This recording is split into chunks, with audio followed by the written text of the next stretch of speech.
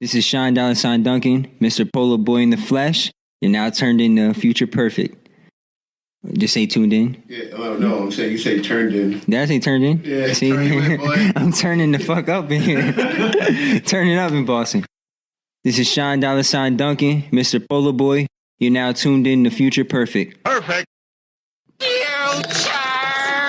Perfect. What's going on, everybody? It's your boy Tax. Yo, Radical One in the mix, yo. How's your day going, man? We good? Yeah, we good, man. I just had some pastelitos, man. Oh, I didn't. I had some BK. That shit was trash. Joined with us today, this special... let's not give away the date. Yo, joined with us today, we got a special guest. I've known this dude for a grip. He was doing music and shit. What's good with you, man? Yo, we got Polo's first artist, official side artist. Co-sign. Yo, Polo Boy himself, Shine Duncan. Hold on, let me find some applause. I got the... What's up? Shine Duncan, yo. $sign Mr. Duncan. Polo Boy in the flesh. Yo, so we're going to run through a couple topics and then we'll get into you. Appreciate you coming. Yes, sir. Appreciate having me. Nice little trip you had in here, man. How was the trip? It's long, man. A little tiring, but I got here. It's good to be out here. Yeah, man. You came here by yourself, too, man. One-man army. Yeah, sometimes you got to ride dolo, man. Sometimes. You brought the horses with you, though. Yeah, you got them horses with me. Cavalry, man. Oh, shit, man. All right, word. So, like I said, we're going to run through a couple topics, and then we'll talk about you and your music and whatnot. So, yo, what do you feel like starting with? I know we got a little list. That Cardi B proposal thing. Yo, did that just happen, like, yesterday? I think so, yeah. Sean, how you feel about it? Would you propose to your girl? Nah, man. On She ain't stage? I'll tell you right now. I mean, if she bad and she my girl, yeah, I'll do it, but not Cardi B, though. Ooh, wait. You gotta explain. I don't know. I just never thought she was fire like that. Oh, hold on. Bring the mic a little bit closer to you. Yeah. Yeah, I just never thought she was that fire. Like, she got a cool personality. Like, she funny to watch, but I think look-wise, she overrated for real. You know, I keep it real. I mean... Her body crazy, but we know that's all... Yeah, where's my gunshot sound effect, bro? Pew, pew, pew. Yo, I knew I'm missing something. You put that 21. Now, so to you, is she like a butthurt face to you? I mean, she got a big nose. Like, she's hit or miss for me. Like, we had this... what episode did we do that? On, like, 2? Yeah, I think the so. Smash and Pass shit? Yeah, we did. Yeah, like, she's hit or miss. Some days I'm like, damn. And other days I'm like, damn. Yeah. I mean, Note the inflection and tone. It depends how she wears her hair for real. Like, I don't know. There's a few times I seen her, I was like, man, she's not that bad. But, like, when they catch her slipping, I be like, nah, like... she can be mad ratchet, I ain't gonna lie. She yeah, I mean, I don't know, man. She alright, though. No, but not even just her, though, but, like, I think in general, they ain't been together that long. It ain't been a year, has it? Nah. Hell no. But you know how these industry, you know how it goes in the industry.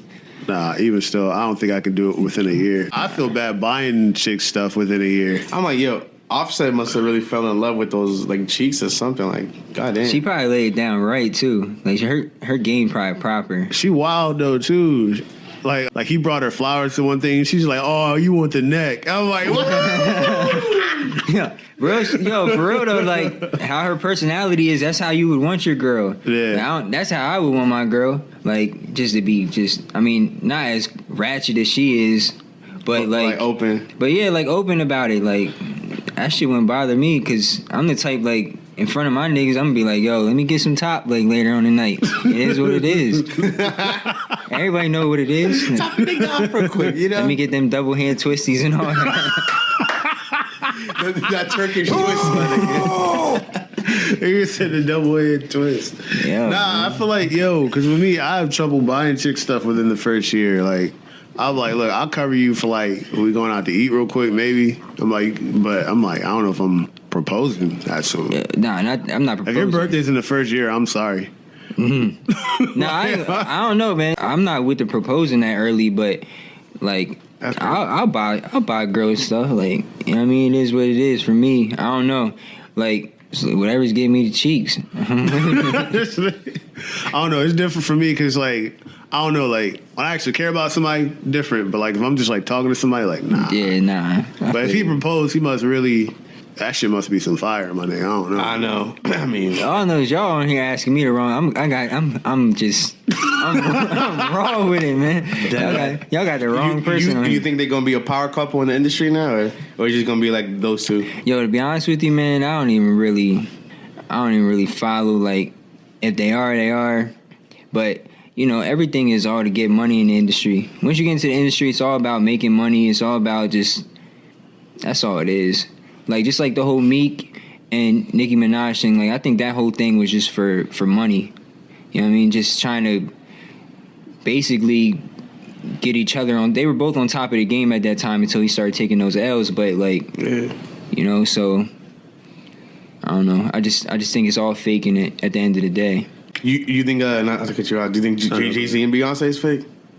Yeah, I think that's definitely fake. Really? Yeah, I think it's fake just off of the strength. Like, you know how much money they bring in off, like, every show just separately? Bro, I'm like, when you have children, like, how is it fake, though? Just because they know it's a smart business move. Like, they each bring in, like, $1 million every show. Like, that's like when it comes to the music industry and stuff, they're like one of the richest, if not the richest couple. Yeah. They are, actually. So it's like, that's a smart business move. Now, the thing is, too, is like, if you're around somebody long enough, like, you'll accept them. Like, no matter how much you hate them, like, you'll learn to accept them and eventually, like, love them for who they are. You know what I mean? So, like, it might have started off fake, and then Beyonce was like, "What, we here, my nigga?" Like, I don't know. It's just when you're with somebody long enough, like, because love is pretty much just familiarity over time. So, like, the more familiar you get with a person, like, and you're like, all right, well, I can accept that from them or whatever. Like, you know, shit like that happens, my nigga. That's how people that be like, that's how you be with your baby mama for mad long. You be like, yo, I don't even love her no more, but I'm just familiar with her. I'm used to it. Is that why? I don't know if domestic violence still exists. It probably does, but it definitely does exist. That's why some certain women accept guys beating them. Or is that a whole other topic? Is that a whole other topic? That might be a whole other topic. All I know is this, though. For real, if it is real between them two, though, I mean, maybe Beyonce had a crush on him because, you know, Jay-Z, he an old head in the game. Mm-hmm. He older than her by a lot. I think like 10 years or more. Yeah. So like, he was out before she was out, so she could have probably been like, oh man, you know, because if you look at Jay back in the day, he was like a different person. He had like the gold teeth and all that stuff, and she probably was attracted to that. And then when she got into the industry, you know, it's kind of like they say when you get old, when you with somebody forever, you know what I mean, when you get married and stuff, you married 30 years, they might be old, but in their eyes, they kind of still see the same person that they married way back. Yeah. You know, it's like one of those things. She had a crush on him beforehand. Right. Don't matter how old he or nothing, like, it doesn't matter. Okay.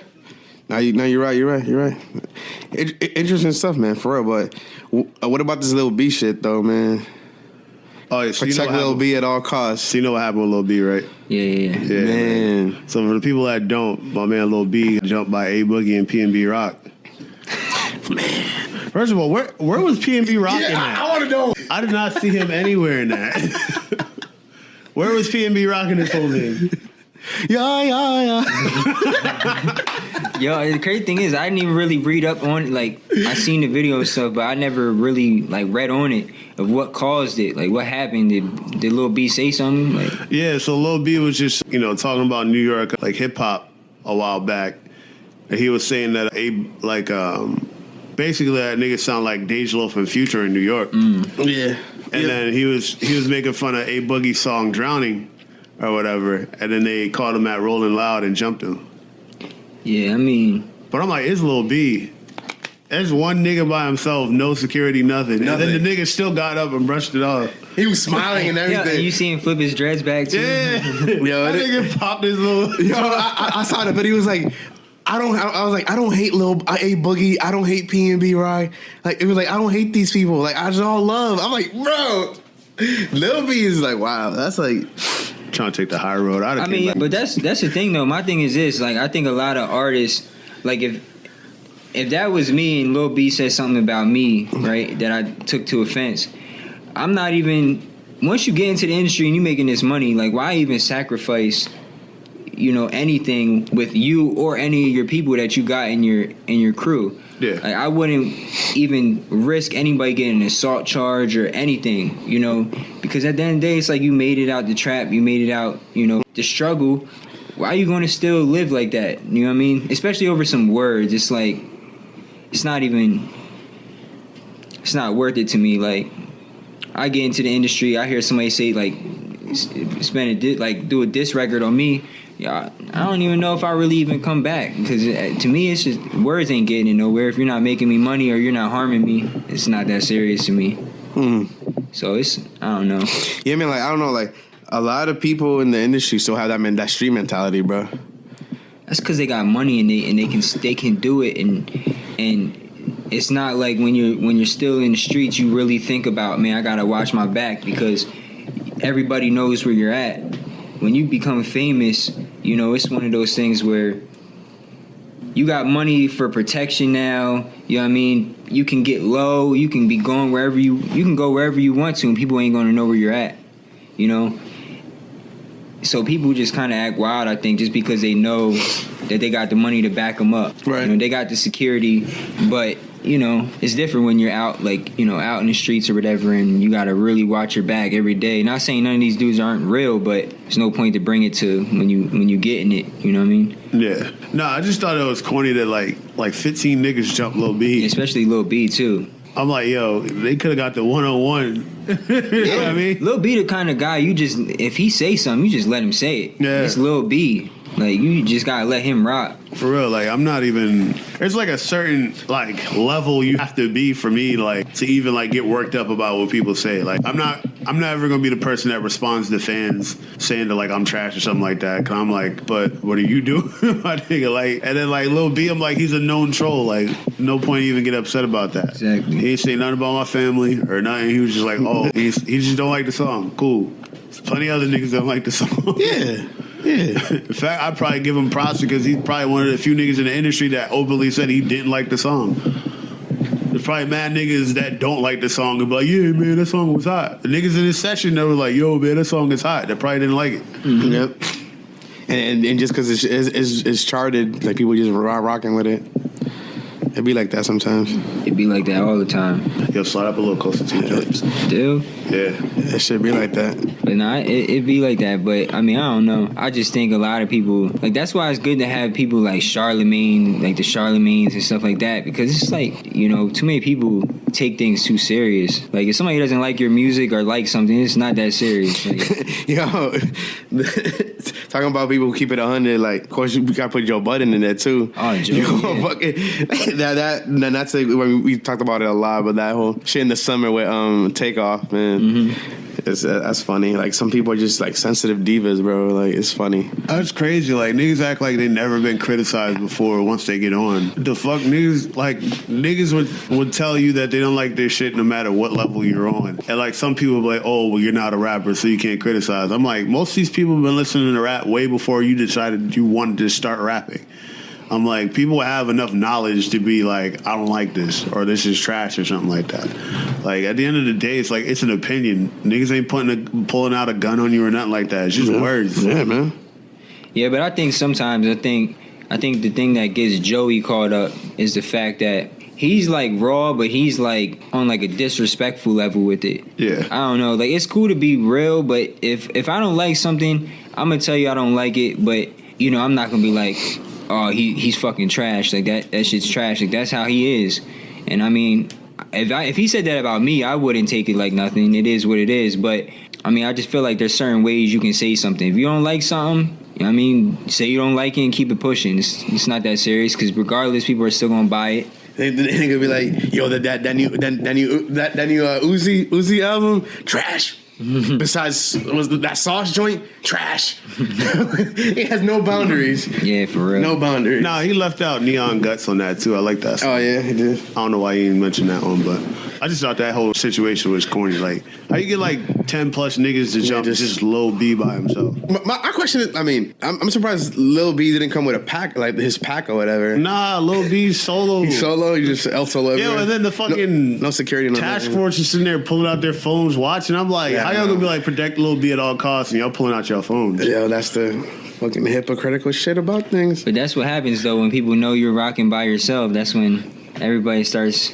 going at you hard like that. They knew he was by himself. He probably told him he's by himself because he just don't care.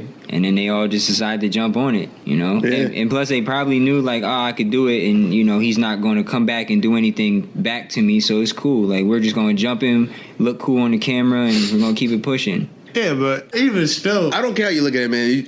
You got Lil B. even so, like, you got unless he's trying to kill your like family or some shit. Like 15 niggas versus one. But how is that even fair? Yeah, but have you seen these rap niggas punching bags, bro? Yeah, nah. A lot Have of you them seen are these guys hitting bags and nah. shit? Like, these dudes got like no type of form. I box, so I know.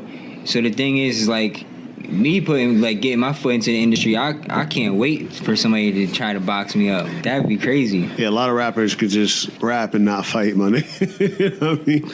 You know what I mean? That's why they're quick to pull the gunners, because anybody can do that. But, you know, and that's another thing, too, is like everybody is hype about guns. They all got guns. Like, we all got guns. Everybody got guns. It's nothing new in this world nowadays. Like, who can take a one-on-one ass whooping, get up and be like, all right, he got me that time. I'm going to come back again, maybe get it again, or you just let it rock out. I mean, Lil B just got jumped with like, I forgive you niggas. Basically, that's crazy. Yo, if anything, they look worse. They look worse the fact that they jumped him, he got up, like swung his hair back, and then forgave him. That just shows you they did no damage. Like, like, is this Black Jesus, bro? Yo. How a nigga forgive you for jumping him? You must not have jumped. Yo, y'all pretty much just hit him with pillows or something. Y'all had a pillow fight on him or something, bro. For him to get up, fix his shit, and be like, yo, I forgive y'all. Get on stage too, like, yeah, these niggas jumped me, but don't worry, I forgive him. I mean, unless he can be just like y'all said, taking the high road. He's making money. Like, damn, why even jeopardize me losing my life or something when I'm already making money? Just take it and go. Because my thing is, if I got jumped by 15 people when I was by myself, I wouldn't feel bad for myself at all. I wouldn't feel like I lost. Mm-hmm. You know what I mean? What can you do when there's 15 dudes jumping you? Not much. You either run or you accept your fate. Yeah. Oh yeah, when that many people gotta get on me, I'm like, look, y'all niggas lost, bro. I don't care what y'all do to me. I'm like, y'all still trash. I'm definitely getting at least a few of them down or something, but yeah, that's not a loss to me. That's not a loss in my eyes. Plus, like, you get a couple clean hits on, like, 3 of them, and the rest of them start backing up. They're like, oh, nah, this nigga gets That's always be. You get, like, 3 of them out, and then you're like, oh, all right, never mind. Facts, right? Oh, shit, this guy's legit, actually. Oh, no. It's all backing away. Facts, man. All it takes, you get, like, 2 good hits on somebody, they start backing up, they're like, oh. And then the other boy was like, oh, this nigga just got worked. I know. Niggas start backing up and shit, nigga. But crazy, man. You got this NEOGAF thing, man. What's up with that? yo, that's crazy. Yeah. So give people the background on that then. Yeah, so like I don't know like everything about NEOGAF, but I know NEOGAF's been an important staple in the video game community for years. It's been a place for like a forum/blog where people been able to connect, like gamers, developers, companies, and like make legitimate connections on there and everything. And apparently, this week or recently, I'm not gonna say the date, but recently, NEOGAF got shut down. Apparently, some really strong, sexual assault allegations against the owner. And, the moderators have been dropping out, people have been dropping out, and then kind of came to that point where like the site got shut down. Yeah, like he got accused of like forcing himself in the shower or some chick or something like that. Like, that's crazy. And like people, like from what I read, people wouldn't have left. Like if he'd have just like let people voice their opinion about it and responded maybe and like, no, I'm innocent or whatever, and like explain his side. But he was like deleting threads and like banning niggas and shit. So niggas just started leaving. Yeah, I mean, how do you act so shady if you're innocent? You know what I mean? Yeah. That's why. That's the thing too. Is like, I know you're not supposed to, like, you know, if it's a court case, you're not really supposed to divulge information, but at the same time, it's like, if I'm innocent, I'm like, say what you want. Like, I'm innocent. Like, I know I didn't do it. All right. Like, with the Nelly thing, he was just like, yo, they trying to extract me for money. I didn't do it. And that was it. Yeah. This nigga over here trying to cover it up. I'm like, bro, like. That's why people got to start making chicks sign documents.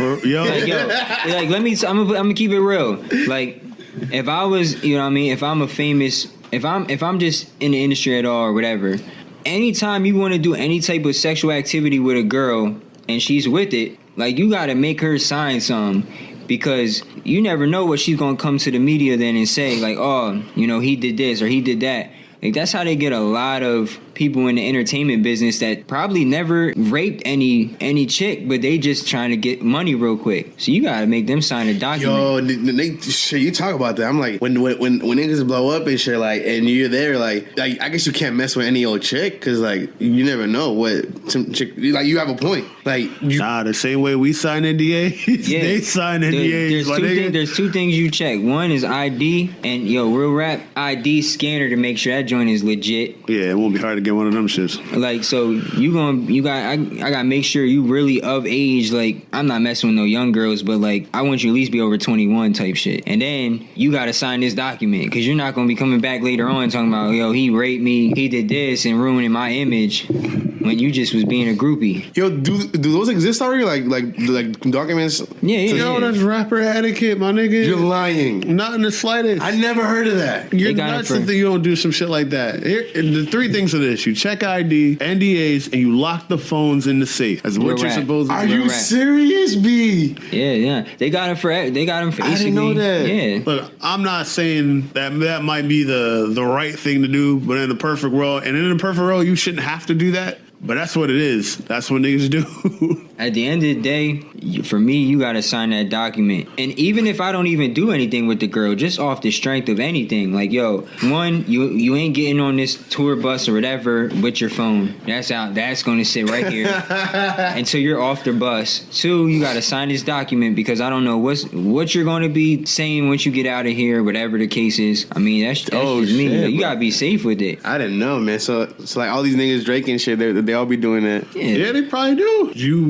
Shit. I don't know how you shocked by this shit. No, I was thinking, like, I mean, I guess since you're not famous, a girl won't question it, but I feel like a girl would be turned out like, oh, no, I'm good. I'm like, okay.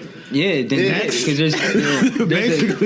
there's first off, ain't no girl gonna say that though when they come up to a celebrity, because you know how women are. You know what I mean? Like, most women, they get all starstruck. You know, especially the groupie ones. They don't care if they can't have their phone or not. I mean, I don't know. You're right. That's just, they even got documents for some of these celebrities, like when you're in a marriage, like basically sign a document in the marriage stating, like, whatever they do, you can't talk about your personal business at all. Like, so if you're with a celebrity and they out there cheating on you and you know it, you can't put it out to the public. You got to keep that in house. Okay, damn, this mass shit. I mean, that's on a different level, for real. Yeah. If I'm married, I'm gonna keep it real, 100. Like, if you want to be out there being a scum, like, just do that joint single. But if you get married and stuff and have kids and stuff, you might as well try to have the right route. That's what I would do. Why you single? Get it off your chest. Yo, it's crazy that happened around the same time like the Harvey Weinstein thing happened. You hear about that shit? I didn't really look into it, but... So basically, like, mad accusations of him of either, like, sexual assault or him, like, basically, like, oh, you gotta, like, get naked or something, or, like, you gotta let me hit and I'll get you this part or something like that. That and the NEOGAF shit happened, like, within, like, a week of each other. That shit's crazy. I just don't see why anybody would want, like... I can never bring myself to be like, yo, if you want to be in this video, you gotta let me smash. Like, it's not that serious. To me, it's not that serious. Yeah. Like, there's too many girls out there in the world who are bad and will give it up to you just to give it up to you. I think people just do wild stuff. Nah, but then, like, you have people like the Angelina Jolies of the world where these niggas, like, you know, bump into all the time and they're like, yo, you let me hit. you get this lead role or something like that. And, you know what I mean? Because they trying it. You know, like the thing is, especially like with Hollywood, like, yo, there's only like a handful of women that are like top tier. And they ain't really looking for like regular chicks that are bad. They're like, oh, it's almost like white people don't care about looks. They care about like prestige. That's it. So it's like, oh my God, Angelina Jolie. I got to hit at all costs instead of like grabbing an Instagram model that you can easily hit. It ain't got to promise her nothing. You just be like, I'm Harvey Weinstein. And she's like, who's that? And just be like, look at my company. Look at my company, bitch. Bust it open. I mean, I don't know. I feel like, I don't know. That's also people who let the hype get to their head, though. Like, yo, you know who I am? Yeah. Yo, I'm Shine Duncan. Like, you better, like, that's kind of like, that wouldn't be me. I'd still be the same person. Go out to the spot. They gonna look at it. They gonna look at me and my team and already be like, yo, they're getting money. Let me go over there with them. Mm-hmm. I don't even gotta force you to come over. I don't gotta nothing. Like, no type of work, you know. My money and success speaks for yourself, but when people start trying to take advantage of that shit in shady ways, that's fucked up, bro. But then there's people that don't have like the confidence or the game to like approach these people anyway. Yeah. So they're like, they found their way to bring it up instead of just, you know, going through the normal paces anybody else would. Like, they just don't have the confidence to be like, oh, you know, to try to get with that person. So they try to leverage other shit that people really want. Yeah, but if you look at this, if you think about it, that's why a lot of celebrities probably go through like a depression. Because if you think about it, I thought about this a lot. If you make it, what's real?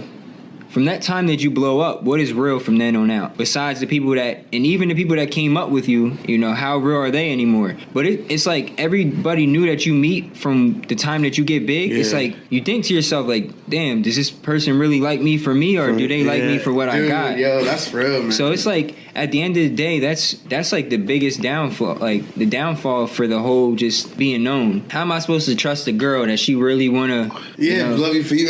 Yo, I'll be asking myself that at the same time, like when dudes blow up, like will I find true love, like for real, and not some girl who just wants me because of my status.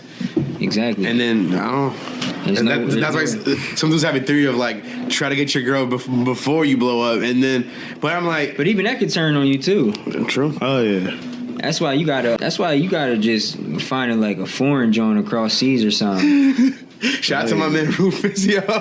Yeah, yo, shout out to my man Rufus, dog. Yo, this nigga stay with the foreign white joint, bro. Stay with the foreign white joint. I would go. You know, he fucks with Czechs, Russians. Bro, I would go somewhere to somewhere. Colombia or something, just go to the slums and just back like where I know they don't know who I am. Yeah. And just take just something and just turn it into something crazy. Yeah. That's what I would do. Cause these American women, like, I'm about to go to the Middle East to find me a wife, nigga. Fuck it. Yo, the Middle Eastern girls be bad. Hell yeah, my nigga. Ooh-wee. That shit's crazy. Yeah, I need me like, man, I'm trying to go to like Africa and get me like an Egyptian goddess for real. Ooh. Nah, no bullshit, man. Yo, so these new games that's been releasing, man. Broketober, bro. Oh yeah, nah, I think I'm good. Broketober. I think I'm good. Oh, cause let me try to remember. Mario Odyssey dropped. Destiny for PC. Yeah, Destiny 2 for PC. Assassin's Creed just dropped. Wolfenstein 2, the new Colossus. Yeah. Call of Duty drops next weekend. Man. On the 3rd. Oh, shizzle dizzle day. You about to get yourself that Call of Duty, that World War II. Yeah, I'm definitely getting that. I don't know. Holler at my boy. See if we want to do this or not. I split games with my boy, so. Yeah, that's how you gotta do it. That's the work, bro. 30 mils every game. That's how you gotta do it. But nah, like, yo, for real, the last game that I really was on hard was Rainbow Six Siege. Damn, once I played that since when it came out, I was on that for a good solid like 2 years hard. Damn, I feel you. Yeah, I mean, like, I don't know. It was just something different because it's been a while since we've had a game where it was, like, real tactical like that. So it was something different. And Call of Duty was trash for the past, I don't know how many years, in my opinion. Yeah. Like, I wasn't a big fan of the jumping around. So I'll definitely give this new one a shot. Assassin's Creed, though, I kind of been through that out the water. Like, it gets repetitive. It's probably going to be the same on this one. Probably, yeah. I saw, like, a little bit of like, some gameplay. It was cool. Like, I feel like I had have like some RPG elements, which it kind of is RPG-ish a little bit, kind of, right? A little bit. Yeah, Kinda, yeah. Yeah, I think that's like they try to innovate in every new one, so like they try. I said try. So I think like the battle system is a little different, whatever. Like I don't know. Yo, I just couldn't get into Assassin's Creed. Like I played a little bit of like the second one or whatever. Everybody's like, yo, that's the best one. And then whichever one that 4-player one was, I played a little bit of that, and I was like, yo, I could feel this shit's getting repetitive like already, bro. So I couldn't do it. Assassin's Creed was one of those games like when the first one came out, fighting was just crazy, and that's what blew my mind the most. It was like the fighting system was I liked the fighting system in a whole, but then it was like the missions and stuff just got the same thing, you know. But a lot of games are like that. That's why I really wait for like a lot of story games to drop in price, and then I get them because it's like you beat them, and then it's like in fact, it's like I think like after the 3-month mark, the games start dropping prices. In this happens in every console except Nintendo. Nintendo games are inelastic for whatever damn reason, bro. I don't know why. They might drop like 10 bill. Like at most 10, but they're not dropping half price or below that. Never. Like they might make it like a, you know how games will have like a classic version, it will be like $20, like probably like 4 or 5, like 3 to 4 years later, maybe 2. They're like Nintendo Selects. Exactly that game's $45. They're the only ones that are able to maintain their price. I don't know how, bro. But that's the thing. If you look at games like Mario and stuff, I could get an old Nintendo and play just the original Mario and be fine. Like, you know what I mean? Be good for a little bit. But I couldn't take like the first Assassin's Creed right now and play it and be cool. You know what I mean? Like, since we're talking about Assassin's Creed, you know what I mean? Since it got brought up. But it's like a lot of games nowadays games aren't made to last. They're made to get your attention for a little bit, but then that's why every year they make a new one for most of the games. Yeah, exactly. Because they know that attention span is real short. You know what I mean? You have a good point. I mean, like every Mario game that drops is not like it's a while before they make another one. Like it's like I'm sure after Odyssey it's gonna be probably like 2-3 years where they make it's a pure Mario game, not like a spin-off like a Mario Party or something. Yeah, because they haven't made a Mario game since like a Mario since like 3D Land 3D World, and that was like 2014, 13. Yeah, 2014 or something like that. 13, like 14 or 15. I think it was 14. Yeah. But yeah, it was a grip. Nah, we say this in like every episode, but we live in the age of like DLC now. Like you get the core story really quick, and then from there it's like, I know y'all waiting for the next one. Here's a DLC pack to keep you busy. Here's another one to keep you busy. Here's another one to keep you busy. Oh, this new game's coming out in November. These were made in the with the game. Like that's supposed to be the original game, but they're just taking them pieces out and just selling it to you. Yeah, like I was explaining to him earlier in the week. I was like, yo, like especially with Destiny, like the way they do it is that they'll create the game and at least do like the first DLC set and then ship that out and then work on the rest. And that's usually how that stuff works. It's like because a lot of games have that shit right on the disc. Instead of like if it's like an expansion and you're like downloading something heavy, then like but a lot of times you're just downloading the code to unlock it. But that's why that's another reason why I like Rainbow Six so much, because all of the DLC was free. Yeah, they would just drop the new packs, new operators, like, and you didn't have to pay for it. Nowadays, like even the sports games like 2K, you start your dude up, you're like a 55 overall. Like I haven't even gotten 2K18, but I obviously saw like pretty much everything about it, and the whole like microtransaction thing. Like you can buy your way out like to like the top to get like the best stats. That's like crazy. Yeah, like even Brave was talking about that shit. It's ridiculous. You gotta pay for everything. You want a haircut, pay for that tattoo. You gotta pay for that. Yeah. Nothing is free in this world.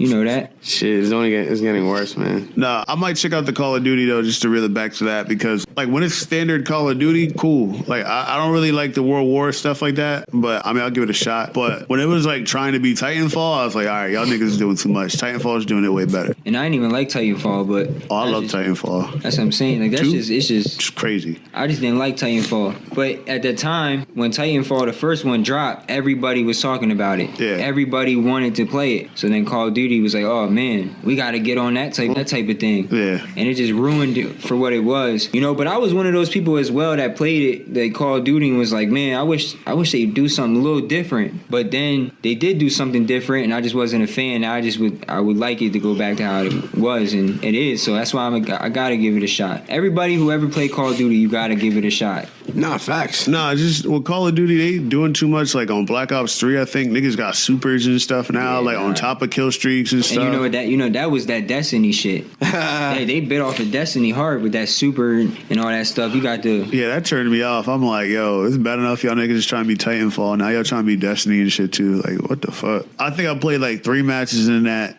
Average like a 6.0 KD and just stop, nigga. I was like, fuck, fuck this game, bro. I got this thing where like if I don't like the game, I do really good in it. I don't know why. Like I'll be playing my boy Ray, and the whole time I'm like, yo, this game is trash. Going on a kill streak, I'm like, trash, bro. The whole time.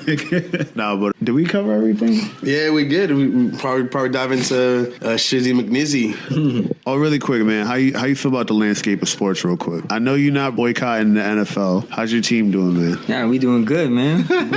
We number one in our conference. Word. Yeah, man. Like, obviously I think it's crazy how they got, how Kaepernick can't even get a job, you know what I mean? But there's people that did some crazy things and they got jobs still in the NFL. Yeah. And just because a dude took a knee, he doesn't get a job. That right there just shows you who really runs it. You know what I mean? That just shows you. Yep. And people try to take it in a sense like, I don't know if you've seen the video of the one veteran that came out and said, they're trying to say like he takes a kneel because basically like it's disrespectful to the people that fought for the flag. Yeah. But the one veteran was like, I wrote him a letter and told him, if you don't want to stand for it, cool, don't sit, but at least take a kneel. Because like he was saying, when their soldiers, comrades and stuff die, they kneel and stuff. It's like, so he did it out of respect to say, oh, I'm kneeling because I support the troops, but I'm taking a knee also because I don't fuck with the government. Yeah, he's suing them and shit. I want to see how that turns out. He's not going to win. I wouldn't go that far if I wasn't going to win. He might have something. They about to get his ass assassinated. Real shit. He's opening a lot of eyes. I don't want to say he's stirring up the pot, but he really is. Like, he's starting a lot of shit, especially in a time where like, the camera phones are really capturing all this cop brutality and stuff. Mm-hmm. Yeah. It's like that just adds on to it. I'm just like, yo, if he's going that far, he's got to have something. I wouldn't go that far unless I knew I had a really good shot. But I mean, maybe he could prove something. That's so crazy though, because like the kicker on the Giants, like beat his wife numerous times, got arrested. That nigga still got a job. My man Kaepernick takes a knee and it's a wrap, bro. The whole world goes crazy. Since you ignoring what Cap's doing for America. Who are you rocking with for basketball now? I know Melo. Now, nigga, I've been a Sixers fan, but Melo's my favorite player. So, I watch the Sixers. That's my team because, AI was my favorite player growing up, and I'm from PA. So, Sixers is my team. But Melo came into the league. It was different because I'm a Syracuse fan, and he won a national championship at Syracuse. So I just stuck with him when he came in. So I'm still rocking with OKC, too, at the same time. So who you watching more, OKC or the Sixers? Bro, Sixers come on every night where I live. So, I don't know if you got the league right pass there. or not. Yeah, like, you might have the league pass so you can watch. I don't got the league pass. At the end of the day, those Sixers, I watch the Sixers every day. Well, not every night, but I try to catch most of the games. So OKC's on, the Sixers are on. For real, I'm gonna watch the OKC game just because I can see the Sixers anytime I want. Nah, man. What's going on with Markelle Fultz, bro? What's up with his shoulder? I don't know, man, but you see that's why they were saying he shoots the free throws like that. I mean, I wanted the Sixers to draft him. That's the crazy part, but he was number one overall, right? Yeah. Yeah, but that's only because the whole Lonzo Ball, that whole thing with his with his pops and stuff, trying to get him to go to the Lakers. He basically told them like, if you draft Lonzo, like, matter of fact, he even told him don't draft him. If a team is like, I wouldn't want to draft a player. If I draft him, I'm afraid, like, man, he's probably not even going to put in work here. Mm-hmm. So I'm going to end up trading him anyways. Well, I don't think Lonzo would have not put in work there. I just think that LeVar probably would have gave him a hard time. Oh, yeah. You got to give that man some credit, though, because, like, he does a good job. Like, if Lonzo doesn't do good, he takes a good job of taking all the criticism off of Lonzo and onto him. Yo, it's the rap equivalent of, like, yo, take this charge from me, fam. Basically. Yo, it's crazy. I got to give my man credit for that. He does a really good job of that. Yo, they be hating on LeVar, though. If you want to get, I'm telling you right now, if you want to, the way he did it was right. Nowadays, you got to do something outside the box. Like, you got to be real confident in yourself. And a lot of people see that as cocky, but a lot of people feed off of energy, whether it's negative or positive. And a lot of times, negative feeds more. It's like when he's on there talking like, yo, my son's the best. My son's better. He was like, I could beat Jordan. And he don't really believe this stuff. He's talking about, yo, if Lonzo was on Golden State, he'd lead him to a championship, like, over Steph. Like, that's crazy, but it stirs up the pot because now every NBA player wants to go at Lonzo. Yeah. It's just bringing his stock up. Yeah, I would be hype if I was Lonzo. I would be with it. I'd probably be out there talking shit on the court too. Like, yeah, I'm better than you. He's not living up to the hype so far. Nah, from what I heard, he's doing all right. But from what I've like seen is that he's the kind of player that teammates want because he's not like really trying to take every shot. He's like trying to actually dish the ball around and stuff like that. But he did have that one game where he only got like 3 points and stuff like that. And I'm like, that's kind of horrible. He's been doing that. He had one game where he had double-digit points. Like, all right, yeah, he passed the rock, but damn, you the biggest name, bro. Like, can you come out here and give us 15 points? Yeah. You're playing basically 40 minutes, bro. You can't give us 15. You can't play 40 and only give me 3.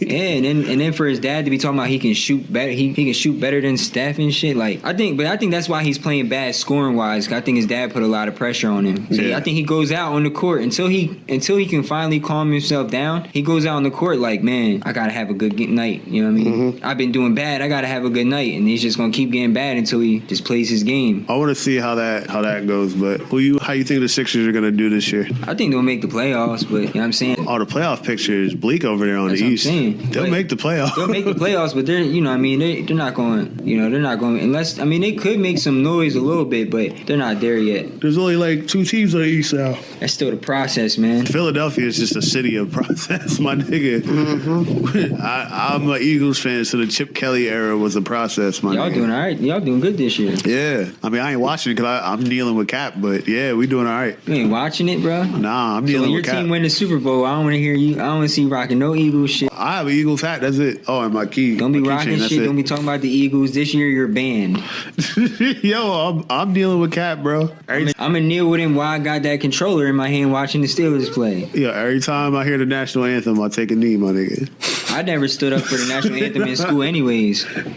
Oh, bad? Yeah, I never did. I don't know. I just never did. That's on another story, you know what I mean? Yeah. I'm real big into history and stuff like that. So when it comes to religion and all that stuff, I'm real like I critique it a lot, you know what I mean? That's just off of history. So I didn't stand for it just off of that. Yeah. You know what I mean? Word. So you gonna kneel? You gonna kneel with it? I'll kneel, bro. While I'm watching the Steelers play. You gonna kneel for the flag and they sit back on the couch like, all right, let's do it. As soon as that national anthem is done, I'm watching it. That shit is funny. Nah. I'm glad I'm a mixed race guy, because if I was a white dude and you were saying this stuff, bro, people would try to eat somebody alive. This would be like, yo, just don't pull the Ray Lewis, bro. Yeah, yo, Ray Lewis got down on both knees, and when people were like criticizing him, he was like, "Oh, I was praying." I'm like, "Yo, go man." Ray Lewis has always been a nut. That's a legend right there, man. That's crazy. Word. Only dude to catch bodies and win Super Bowls at the same time. Just to end the sports thing really quick, you saw that Klay Thompson lookalike? Fat dude, man. Yeah, fat boy. But he look exactly like him, bro. They could have been separated at birth, dog. If he lost some weight, bro, he'd go to a shoot around. They wouldn't even know at first. Yo, the crazy thing is, just by looking like him, like, yo, he probably can go to every Warriors home game. Yeah. Like, they probably just like, yo, they all know him. Like, they probably bring him back to the locker room. He probably got Klay Thompson's cell phone number and shit. Like, he probably fill in for Klay. He was like, Klay's a little tired today. He like, yo, can you go out there for like a quarter, fan? Oh, yeah, right. Yo, Bull probably get mad cheeks should they think he's Klay. I would play it up. I'll be in Boston right now as Klay Thompson. For real. He's just getting that celebrity attention. You're just driving through. Oh my God, you're Klay. Yeah, just strolling by. Shit, might as well. Sign some autographs real quick. No, did you see his autographs? Nah. That joint wasn't even an autograph, bro. It was literally him just writing Klay Thompson, like, just bland as hell. No cursive, nothing. I think he probably wrote it like a kindergartner, nigga. Yo, that's like that one time where this dude that looked like Tory Lanez was at the South Shore Plaza and he was getting chased in the mall. They thought he was Tory Lanez. That's for real? Yeah. Damn, I feel sorry for that guy. Yeah. Nah, he was off like IG Live and shit. Oh, he was playing with it. Yeah, he was running with it. Yo, that nigga looked just like Tory Lanez, nigga. He's probably the same height as Tory Lanez too, nigga. That nigga's like 5'5", and he got the ugliest jump shot in the game. Oh man, I'm like, yo, y'all want to talk about Tory in basketball? That's his jump shot is crusty, but he was hitting the shot though. Yo, who's winning the game of 21? You or Tory Lanez? Me or Tory Lanez? Yeah. Come on, bro. I'll put up a bet on a lot of people. He said his jump shot is crusty. Damn. Yeah. Me or Tory Lanez, bro. I'm a ball player. I'm a sports guy. Like, that's easy money. All right, you and 2 Chainz. Me still, bro. 2 Chainz is kind of taller than me, but You and Kobe. Kobe be rapping sometimes. I'm torching him. Putting him back in retirement. I'm just gonna hit that fool with another Achilles tear. You know his shit's weak. Just step right on the back. All right, who's winning the rap battle? You or Damian Lillard? Me, man. Who am I supposed to say? Somebody else? Like, Nah, I'm just asking you dumb questions. I just felt like doing it. So we think we good with all the topics? Yeah. Anything else you want? Let's dive into the nitty gritty, shizzy dizzy McNeezy $. All right. Shizzle Duncan, $ Duncan, Shine Dizzle. so many names. $ Duncan. Did I say that? I think I said it already. We'll say it again. What's good with all my Duncannons out there? Duncannons. Yo, real shit, that's gonna be a trend. And I got my own town named after me too. Yeah, there's a spot in PA. Duncan? Duncannon. Really? It might be Duncan just Duncan, for the sake of like the 1,000 people that live there, bro. Probably some old Englishman called Duncan. Once the shit blows up, I'm buying that town out. It's probably cheap down there too. Yeah. That town, shit, probably nobody over there. Like I said, there's probably like a solid 1,000 to 10,000 people in there. The crazy thing is, while we were passing it, the first time seeing it, while we were passing it, right? As soon as you look to your left, the first thing you see is a strip club. Yeah, that is good. In Duncannon? Yeah. First thing you see is a strip club. That's legit. They're all about the entertainment That thing. joint was all run down too. Oh, damn. There's all the fiends in there probably just stripping on the side for that next pipe. That next pipe hit. Yo, so tell us a little bit about yourself, like where you from. I'm from PA, a spot called York. It's like a small city. They don't even consider it a city. It's like a town, but it's like about an hour from Philly or so. Is York kind of quietly associated with Lancaster? Because I hear Lancaster a lot in conversation when we talk about York. Yeah. Lang is like 30 minutes, 25 minutes away. So it's probably kind of like Lawrence Lowell here. Like there's like Yeah, like they're that, like yeah. kind of associated at the same time. Yeah, that's a good way to put it. Okay. That's why that song that I talk about PA and that you haven't heard yet. Like in the song, I basically shout out Lang. I basically said something along the lines like, me and my team head out with Bank looking for the mommy, so we head out to Lang because that's in Lancaster. That's where all the Spanish people. Oh, really? Yeah, like Lancaster and Reading. In Reading, you know what I mean? Reading got all the Ricans. Yeah, that's why I said then in the song. I gotta was hit you like, up. shout out to Ready? What's up? Yeah, like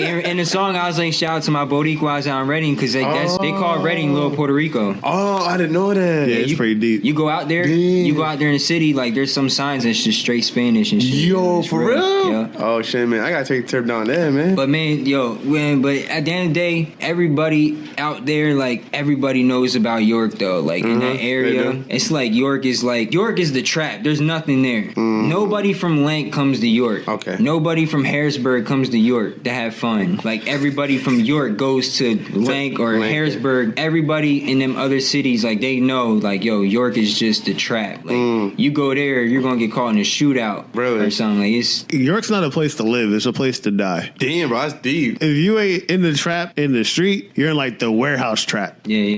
That people move there because like cost of living is cheap, and they're like, all right, cool. I'm trying to retire. I let my kids go through school here, and I can die here, and they straight. Nobody goes there to start a life. There's a lot of same stuff that goes on out there. You know, people working the same jobs and things. It's really the trap in every way. It's like once you go there, like there's like a term we use, like like they're Yorked out. Like when you're Yorked out, that means like you're in York and you're stuck there. Like with how you act. Thing is though, York is like it wouldn't be bad besides the violence and stuff like that. Yeah. It's not a bad place. You know what I mean? But Is there like gang violence and shit, or just random? Keep sliding back. Or like, that's the chair, bro. It's just gliding back. or like, is it like gang violence? Like, is it random like shit? Is it like is it drugs? Like, is it drug heavy down there? It's drug heavy. It's not gang violence as far as like Bloods and Crips. I mean, you got some people that are in it, like, but like neighborhood gangs. And but shit? it's like not even really neighborhoods. It's like sides. Like you rep like South streets and shit. Yeah, you rep just the south side, okay. west side, you know, Really? north side. That's basically what it is. And the crazy thing is the city's so small. You could be from the south side and you could walk to the east side or to the west side in 5 minutes, if that. Damn. You know, there's some blocks that are connected that are like east or south and west or whatever. You know what I mean? Yeah, man. But like, how bad is it? Like, if you're from the south side and people know you're from the south side, you go to the east side, like you getting shot at. Is it that bad? Nah, because most it's like it depends who you are and what you do. Like, because most of the time, like everybody's family. You know, it's a lot of violence that happens between family members. Like, really? Yeah. You know how many times I went to funerals or whatever, and it was like cousins done shot cousins and shit. What? And it's weird. It's like the good thing. Mm-hmm. The good thing about it for me is like when I was young and stuff. My mom, you know, she got on like, you know, her Section 8 and all that, and she got me up out of there. But it didn't stop me from being like around it or seeing it because all my family is involved in that lifestyle. But it's because it's so small out there, man. No, it's crazy because like you said, it's super small, and then like if you don't make the conscious decision, like yo, I need to get the fuck out of here, like you're just gonna get in the system. Like with the warehouses and shit, like you quit one warehouse job or get fired, you go on to the next one. If it ain't ES3, it's Wolfgang Candy. If it ain't them, it's the Harley Davidson plant. Unify and all them. The Synchron, like all them shits. You just in the rotation, my nigga. That's it. They make it seem like out there it's like, oh man, we pay you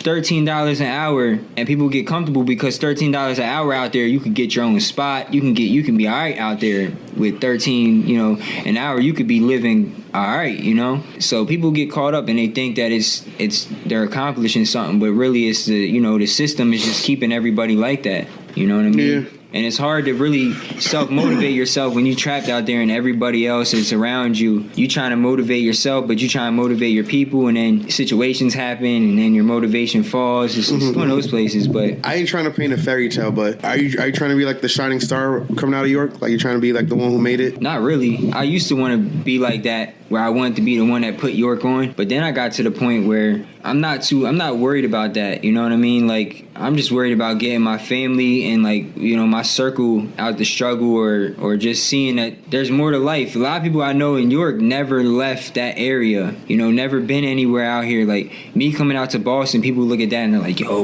Lil's out in Boston, because everybody out there, they know me as Lil. Like, it's like, yo, Lil's out in Boston, man, or Lil's in Chicago or whatever. That's like big news to them. You could just drive here and turn back around and people's like, oh my God. Yeah. Nah, niggas be losing their shit just going to Atlantic City, and Atlantic City's like 2 hours away from them, my nigga. Like, that's crazy. Like, you get to Philly, you're halfway there, and niggas, yo, I swear it's like a life-changing event, and they go right back to what they're doing. Even when I was living in there, like, niggas be so shocked. Like, it's sort of like here, like, where if you don't leave here at all, like, this is all you know. And niggas from Boston, like, they hear of New York, but they can't even imagine what it's like because they never left. Furthest niggas might go is like Providence. Like, that's it. Maybe New Hampshire, they're lucky. Maybe. And that's how it is over there too. It's like, the thing over there too is like, they're like a town, so their public transportation isn't nearly what it is like with us. We could fall asleep on the commuter rail and end up in another state. They fall asleep on their bus. They're at the bus station, like, yo, wake up. And like, the bus station is like pretty much inside of York City. Like, they're not going anywhere. Like, at least like we have the ability to go somewhere and do something. Like, they don't. They gotta get a whip to drive around, and then most of the time, like, niggas don't want to do nothing, bro. Like, me and Joey call it Bluffington, bro, because everybody wants to do it until it's time to do it, and they'll be like, oh, nah, I can't do it, blah, blah, blah. Like, niggas be bluffing so hard, man. How does your music kind of relate to with, like, your surroundings and stuff like that? I mean, like, the little backstory before I got the name Shine Duncan. Oh, we can talk about how you got that, too. Oh, yeah. Before I got the name Shine Duncan, I used to go by Genesis, right? With a J. Yeah. That's why I have a New Beginning tattooed on my neck in Spanish, because it's basically like when I decided to do music, that's when like I really wanted to change my lifestyle and just different things. Basically, back then I was always speaking real about, you know, just the drug, you know, my pops and stuff, you know, being in prison and things like that, and just my surroundings. But now I talk about it a little bit, but I realize like it only gets you so far. You know, I lived there. Talking about it, there's only so much to talk about. It's the same thing that a lot of people go through in their hoods and stuff, but you know, I'm trying to get to the money. I'm trying to get to that. You know, so I don't really talk about it much anymore. But if you hear me talk about it, it's basically the same thing everybody else that's been in the struggle or knows the struggle talks about, drug influence and people dying and this and that, But yeah, man, I'm just trying to get the money now. Secure the bag. Yeah, for real. That's where they're gonna show you love out there. It's weird because York is like a melting pot of like dead smack in the middle of everything. Baltimore, Philly, New York, DC. In York, you got so many different people, so it's like there's not really one style in York because it's just like so many different people from different cultures. Like if you go to York, you'll be able to tell who a Baltimore nigga is. You'll be able to tell who a DC nigga is. You'll be able to tell who a New York nigga is off rip, and you'll be able to tell who's from York. It's serious. I mean, if they ain't already super Yorked out, but yeah, like. And the crazy thing is, even some people from out of town move there, and next thing you know, you start thinking like, yo, are you from York? Because they start falling into The it. system, yeah. York's real. There's this one big street called Market Street, right? So my whole thing is like, there's two things you're doing if you're not like in the street. You're either working in a warehouse or you're working fast food. From one end of Market Street to the other, Market Street's a couple miles. It's just straight food. Damn. Gas stations and food like Rutter's, Sheetz, Rudders, yeah. Chick-fil-A, like Little Caesars, like all that shit. Damn. All on this strip, Buffalo Wild Wings and everything, nigga. The Market Street, and that goes through the majority of York. So like, you go down there, like if we go down there one time, we could do a gauntlet and like, yo, whatever we see, we just grab something real quick. I think they got Sonics down there too. Don't y'all got Sonic? Nah, it's in Lank. All right, it might be worth a trip to Link. Sonic be hitting, boy. Yo, Sonic is the truth, man. But yeah, it's crazy, like, because there's not much to do, like. Yeah, so like it's not like there's not a dedicated nightlife system, like no nightclub scene. No, not at all. I mean, they got like a club called Fat Daddies, but we call it Fats, and then they got Banana Max. Those spots aren't like popping, and some always ends up going down afterwards. It's like basically if you leave out when everybody leaves out, you're putting in the risk of just being caught up into something. You know what I mean? But everybody from York or whatever go out of town. Oh, they do go out of town. So what's the like typical spots that people go to for like going out? I mean, there's some like I go out to Lank all the time. So like Lancaster got like Altana, you got like Marion Court, you got the Village, you got like a few spots. And Altana's like the upscale, dress up nice, no hats. Village is like you rock whatever you want. Villanova's like you rock whatever you want. That's where you see all like the hood people at. Okay. So it's different spots, Harrisburg got clubs, but the popping spot is like a strip. They got a strip in Harrisburg on the one street that's just all bars and everything that people just hop around from. Okay. But it's nothing like crazy. Nothing crazy. Nothing like out here in Boston area and stuff where you got chicks all drugged up on some Molly in the EDM with Russians with bubble coats. yo, it's crazy. It's crazy. Like Boston is like a very EDM city, bro. Like they just opened this new nightclub called the Grand nightclub in the Seaport area. This is an area that's been developing for years. Next year, like year 2, maybe 3, is gonna be like really popping. Like that's where we had the photo shoot. Yeah. It's another EDM club. This is like commercial / EDM scene out here. Like it's crazy. Yeah, and the reason why is because there's so many like international college kids or like international people in general moving here for like the schools, the opportunities and stuff. There's a lot of clubs, but a lot of these motherfuckers are whack. There's like one Spanish spot, 2 maybe, within the vicinity of where we are now. Exactly. Mojitos in Randolph. And then what was the name of that? La Fabrica. Yeah, that. It's just starting out. In Cambridge, and it's just starting out. Other than that, you got to go to like Lawrence. Yep. Lawrence is a grip. Lawrence is a drive, but that's super Dominican, Puerto Rican. I seen some shorties from Lawrence on the Snap, and I'm like, damn, I gotta take a trip out there. Yeah, do you want to find some Dominican Jones too? You want to find the shorty? Oh yeah, nah. Let me put it like this. Woo. Anytime Fab's in the Boston area, he's always in Lawrence. All the Dominican mommies are there. Hell yeah. I'm done messing with Dominican chicks, but I'll definitely spend some nights with one or whatever. Nah, I mean like it's like Dominican, Puerto Rican, like there's Latino heavies. Crazy. But yeah, Lawrence, even a little bit low, but more so Lawrence. Yeah, low a little bit, but low. Lawrence, Methuen a little bit. Yeah, Methuen got mad Spanish people there. There's pretty much like an extension of Lawrence. Yeah. All I know is Tax was like, yo, we gonna go to this club. It's hip hop night. As soon as I step foot in that joint, all you hear is do. I'm like, yo, nigga, this was that Sabor? Nah, that was nah, nigga, this ain't hip hop. It was a Wonder Bar. So we looked online, right? We was like, it was me, him, and Joey, and we were like, yo, where can we get into? Because these niggas had on Timbs and shit, and they didn't bring nothing else. So I was like, where can we get into? So I was like, yo, Wonder Bar. The Wonder Bar, it said Friday night. I think it was like Friday or something, right? Mm-hmm. And it was like Friday night, and it was like hip hop. We get in there, nigga. It's fucking EDM, bro. And then there's these Russian niggas in there. All these niggas, fucking bubble coats, nigga, black bubble coats. Damn. Pushing weight. DJ fucked up. The old head Russian nigga that was in this circle with all these niggas got up and they all went to the DJ. Like, he fucked up a couple times. Remember that shit? Yeah. They all rolled up on him. Damn. It's crazy, bro. They be like, "Dos Vidania, nigga." You. They about to take him out in that back alley. I know, right? They about to take him down in the basement and let the rats eat him. We were hella reckless too, though, because them niggas was on stage. So we were like, "Fuck it, we about to get on stage too." Niggas ain't care. Like, at the end of the day, man, the Russians fuck with me. Yo, we was joking. They was like, "Yo, they probably think you one of them, nigga." They're like, "Sergio, You bought the cow, yeah. what is your bubble coat?" Left it at home. That's Italian, nigga. Oh, yeah, you're right. Nah. He did the hand. The hand and everything, like, yo, look like Mario shit, nigga. Nah, but like Boston isn't very fostering of hip hop in general, bro. Yo, it's Rhode Island is more. I feel like Boston's on hip hop when it's convenient. Yeah. Where Joyner at? Where Joyner? Remember that last time? Oh yeah. Yeah, like even I'm gonna keep that Worcester, low for bro. the podcast though. Even like, cause he's out in Worcester, yeah. Boston's real hip hop when it's convenient, my nigga. For the most part, the city don't fuck with somebody, but as soon as somebody like really blows up, they're like, "Oh yeah, we love hip hop, blah blah blah." Because most of these owners are like really old white, like Middle Jewish Eastern, dude or like Middle Eastern people. Mm-hmm. They don't fuck with us like that. They don't give a fuck. But at least like down there, it's like there's potential. Here, it's like niggas is just too set in their ways. It's just like, yeah, straight commercial EDM. Like, you'll have some places that have hip hop nights, like kind of like Icon Fridays. Kira spins hip hop here and there, but you're not finding a trap night. Like, we're not like, it'll be hip hop like around the top 40 commercial type hip hop, and maybe like hearing like little, you know, like the Lil Uzi shit, like kind of stuff that's popping here and there. But you're not gonna find like this is a fucking hip hop fucking trap drill night or some shit like that. Nah. Yeah, you're not getting that. Nope, not close, not even close. Which is crazy. Like, we're like, Boston is kind of a big city. And I say that because, like, it's a big city. It just doesn't act like one. Like, if you took out, like, the colleges, this wouldn't be a big city. Like, literally, this has the big city feel because of the colleges. Yeah. If Northeastern disappeared, if BU disappeared, Harvard. MIT, Harvard,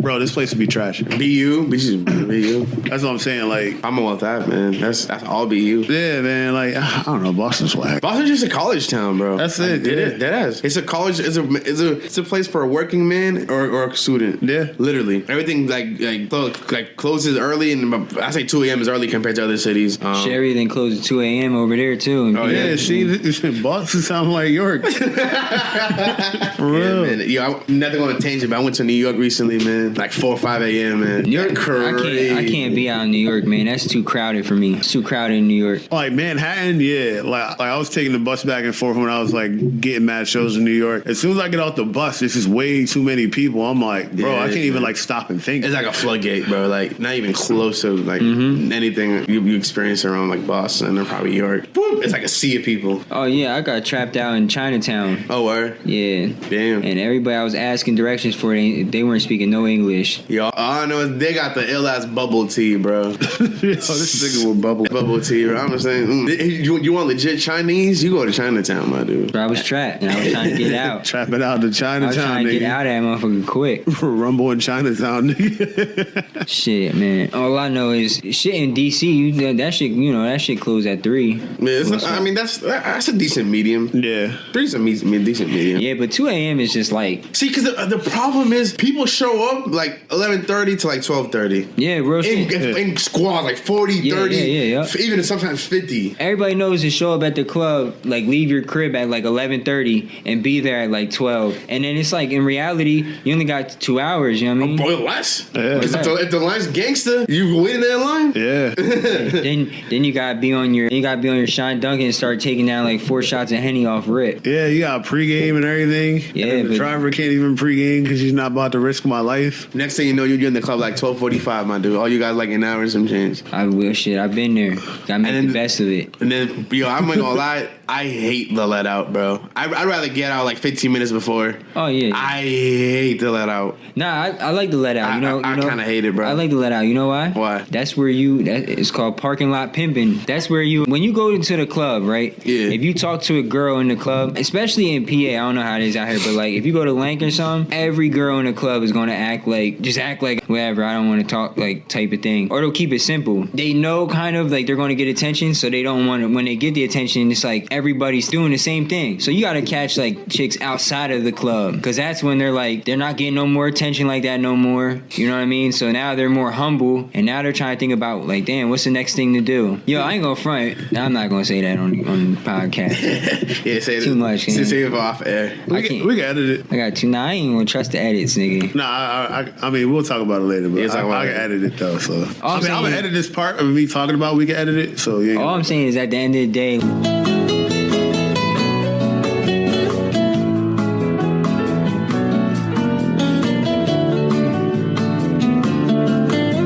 Yo, so how is the music scene there? Because it doesn't seem like there's much. My boy's grinning.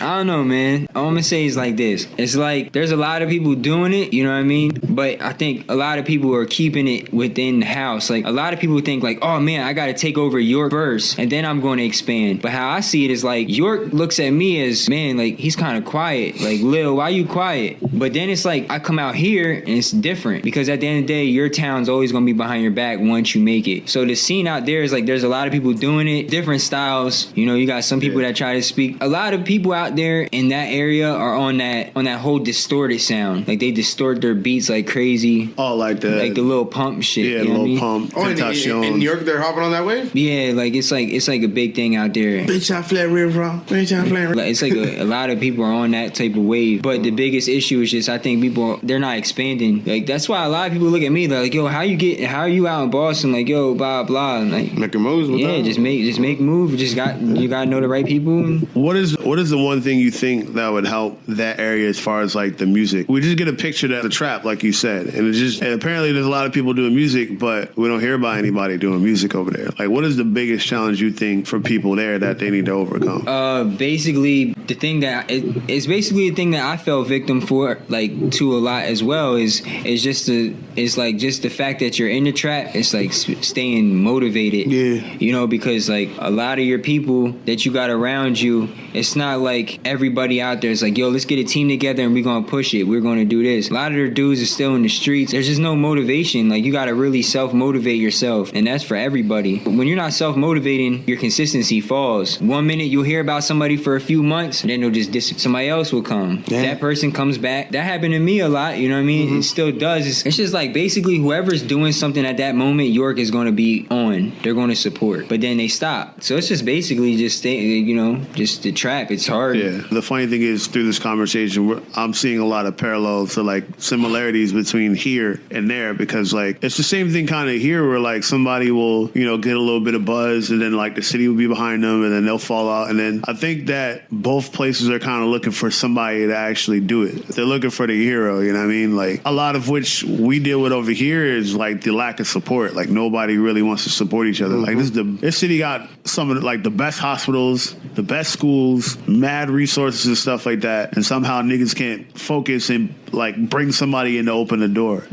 I feel like that's kind of what you guys might deal with a little bit there too. I mean, part of it is too is like it definitely is a trap, and part of overcoming something that you're dealing with is being self-aware. It's like, I know I'm in the trap. I need to figure out a way out, instead of people like rocking with it. $13 an hour here barely gets you a room. Down there, you're living like a king. You got like a 3-bedroom apartment. I mean, I wouldn't say you living like a king, but 13, you definitely, if you're going to get a 3-bedroom apartment, nigga, you going to be in the slums, nigga. You gonna be out in the jungle. You're gonna be out in the jungle, nigga, out south.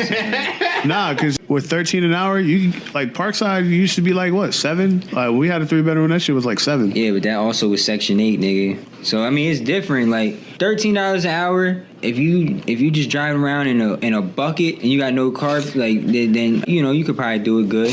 You could do 300. You said a bucket. If you got no kids, you got a car that just gets you to point A, point B. Yeah, $13 an hour. You bring in like 15. Yeah, you could get an apartment, but you still, after everything, you still gonna be, you ain't gonna have shit to really do. But I mean, unless you want to go into the city and live and get like a 5-bedroom house, but be paying like $400 a month because every night you're hearing gunshots. I mean, I don't know. We gotta do what you gotta do, bro. Set up landmines in front of your crib. I don't know, like that's why I'm like I said, man. At the end of the day, though, I never got into that whole repping the side shit. I got family everywhere. It's just you gotta have love, man. Some people that do start catching some buzz, man, they're stuck to one side because it's like that's where they grew up at. So it's like they getting some buzz, but it's like, damn. I don't know. I think somebody needs to be like the Chief Keef for York. Like, Kanye's from Chicago, but you didn't hear people talking about Chicago like that when Kanye was popping. You just heard him talking about The Rock and all that shit. Like, you didn't hear much about that. When Chief Keef came in the industry, though, you heard about Chicago, Chirac. You heard about that shit been going on when Kanye was popping, you know? But you didn't hear about it until Chief Keef and shit came on the scene. Then it's like he put a lot of niggas on. After Chief Keef came out, you seen a bunch of Chicago rappers just... Is that the mission of Shine Duncan? Nope. Hey, keeping it trilly. My mission is to get my people out the struggle, and my circle out the struggle, and like show my people that there's more out there in the world. More to life in New York. Yeah.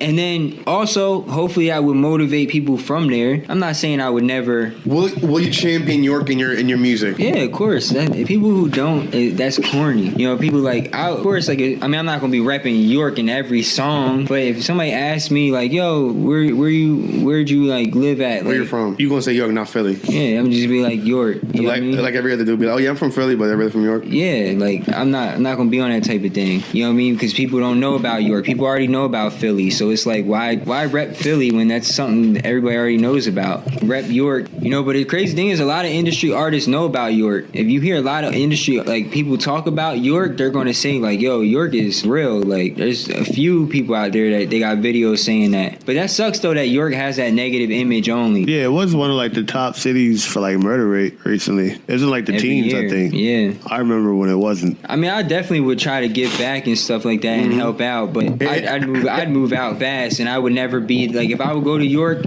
I would be low key. You would never know I'm in there until you see me. If there's one thing or maybe top things that York did for you that you always appreciate, what would it be? Like you said, yo, the York was there for me. York ain't do like York didn't do shit for me. York ain't do shit for me. It didn't. You know what I mean? The only thing that it showed me was like, I don't know. It's just, like I said, it didn't really show me anything. But realizing like, man, this shit really is. When you're little, living in York, you think it's big. You know what I mean? But once you get older, you realize like, damn, shit is so close. Yeah. York didn't do shit for anybody that lives in York. Everybody would want to get out. So what can we expect new from Mr. Shizzy himself? What's coming up? What are you cooking? Anything dropping? What's up? Yeah, let's talk about this Polo Boy, man, since you all poloed out here. Yeah, Tell us about this new song, man. Tell us about this partnership you got with Polo Ralph Lauren. My man's dripping in Polo, man. Ralph Lauren needs to come up out that check. Nah, real shit though. If he came to me and was like, I want to like sponsor you, basically, I'm gonna give you all free Polo shit. You rock, but you gotta rock nothing but Polo. I do the shit except for shoes. But you don't bang with the Polo shoes like that? I would wear the shoes, but I feel like I wouldn't want to do it every time. Yeah, I'm sure it'll be contingent. Like you gotta wear X amount of times or something. I would do it for life. Yeah. Oh no, you're good. You're good. Nah, you just gotta. I don't know. You should be alright to rock. What if he came out with some fire polos though that like look like some Jordan 3s or something? Then I'd wear it too. But every time. What if he came out with Polo Tims? I'd wear it, but not every time. Yeah, nah. Come, I mean, but the shirts and I'm sure there'll be a caveat in the contract. You just gotta make it clear. I mean, you're ready to sell your soul away forever. Go in the shadow realm for some Polo. You want to sign with blood? Yeah, right. That's not doing much for me. Like, I'll do that all day.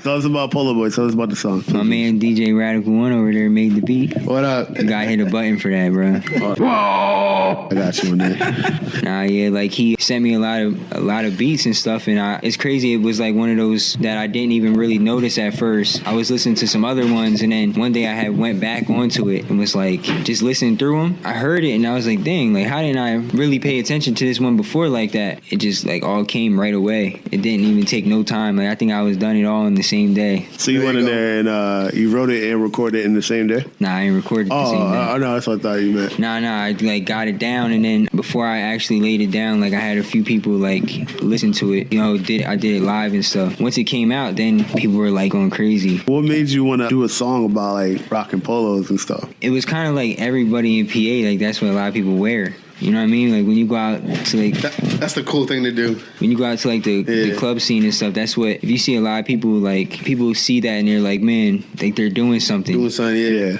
Especially if like everybody that you're with has it. But it's more about like not even really just the clothing, it's like the lifestyle of it, like the flashy, flamboyant kind of thing. The horsepower. And then it's funny because like I wouldn't have been able to even talk about this like 2 years ago. So much changed where I started going out and like really experiencing life and seeing the scene, and you know that's when everything I say in it, that's like stuff that really happened. So everything you hear in it is like legit. Yeah. So you got a bright red on your white polo? That's a different story. Nah, I like that line though. The way that line came out, I was like, okay, that was catchy. Nah, but that pouring the drinks and mouth stuff, that's real. So that's like a thing down there in PA, like rocking the polos, like that's a big thing like that. Yeah. So explain the Polaroid. It's like, I don't even know how I really thought about it. Like, it's one of those things, like, I'm trying to start a movement. Like, if you wear polos or whatever, like in PA, and you with your whole team, and you take a picture, like, you call it a Polaroid. You know what I mean? Like the camera, but you got polo on, so combine it together. That's basically what that means. That's just how we live. Power. Like Kentucky Derby strong. Yeah. He said pony power. Though. Yeah. Yo, so you also dropped Corridor, man. Tell us a little bit about that track, too. For one, that was made by this man over here, Tax. Oh, shit. The mixtape. The wrong one. What? What'd you want? Whoa! But, yeah, so, you know, you made that, and for people that don't know, Tax already had something on it, and then I was going to initially get on it with him, but then I thought about the idea of myself, so I was like, yo, I got this idea. I think it's like a song that one person should do, like a single. Like when you think of a single, that's like you don't have no collabs on it really, unless you're already big. He's like, man, I kind of wrote to this before, so I was just like, yo, let me get it. I'll throw something down, or I got an idea, and he did. He blessed me with it, and Yo, I'll bless my man's real quick.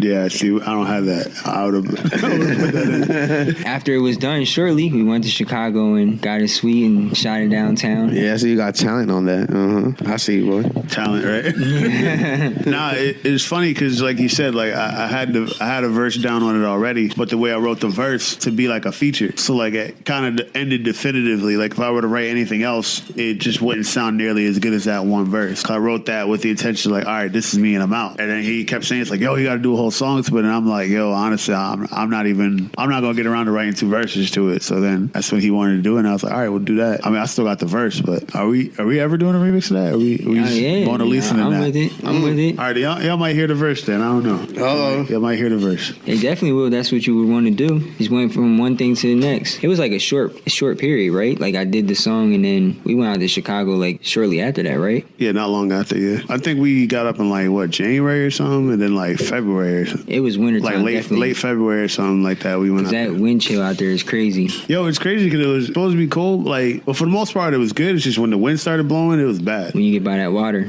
But we was in downtown Chicago in like t-shirts and stuff. Is there anything that you want to leave the people with? You know, anything you want to say specifically? Things we should look out for from you? This is your chance to just get everything off your chest. Lay it out on the table.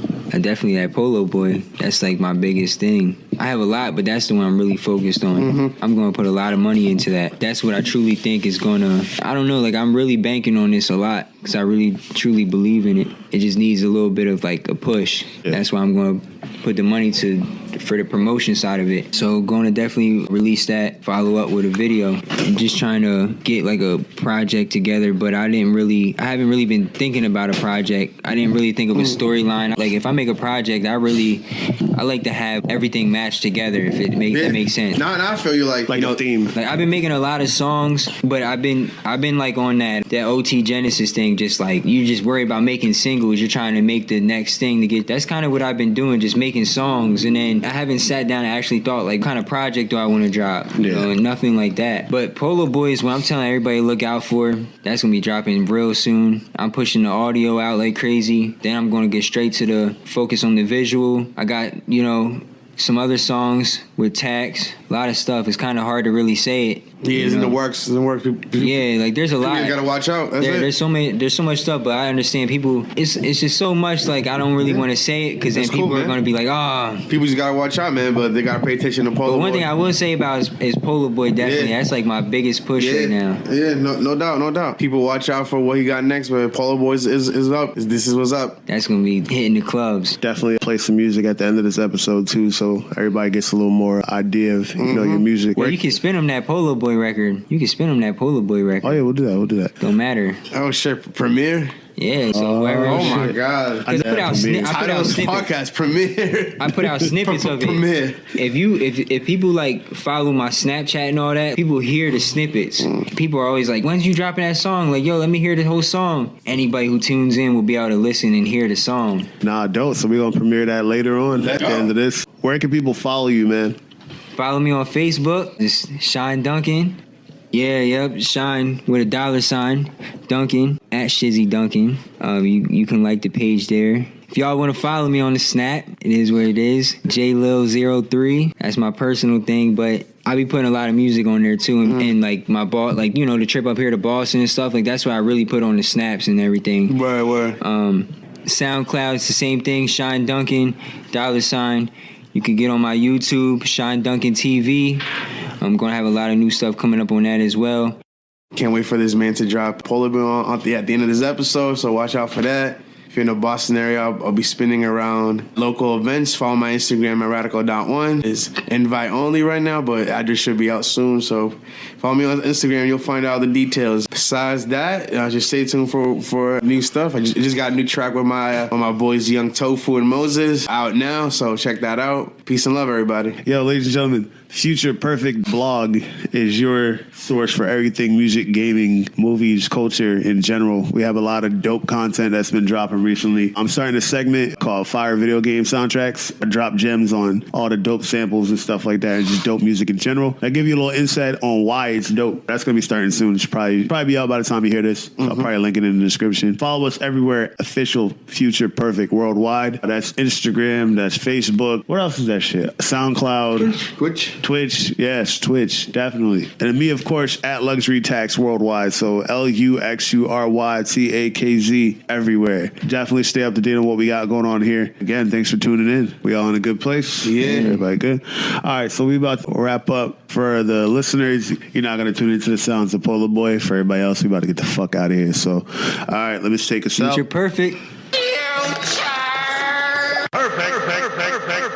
And we out.